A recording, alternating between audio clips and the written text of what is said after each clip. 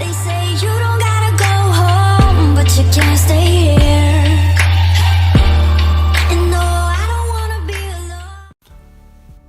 Azken denboraldian, asko errepikatu den erabiltzaileei iruzurra egiteko mail bidezko metodo bat ikusi da. Mail hauetan, hartzaileari ustezko bideo sexual batekin mehatzen zaio, eta bideoa ez publikatzearen ordez, dirua eskatzen zaio. Askotan, mehatxua sinesgarriagoa egiteko maila gure helbidetik bidaltzen dute, gure datuak lortu dituztela simulatzeko. Edo bestela, eduki sexualeko horriak bizitatzean sisteman malware bat deskargatu dela esaten dute.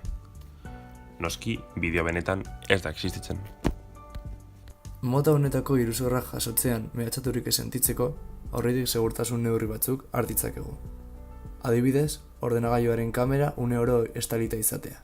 Horretarako, pegatina bat nahiko izango da. Bestela, bizitatzen ditugun web horriak HTTPS aurrezkia dutela ziurtatu dezakegu, datuen galera eta lapurreta ekiditeko.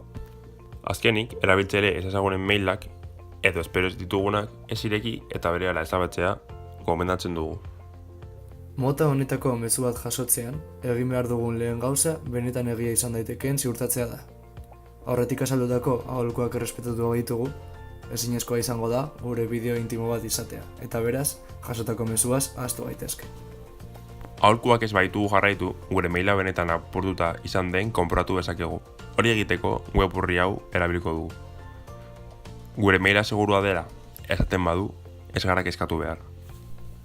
Aholkuak ez baitugu jarraitu, eta gure mailaren datuak lapurtuta izan direla konturatzen bagara, FCSE edo OSIrekin kontaktuan jarri beharko gara, arazoa konpontzen laguntzeko.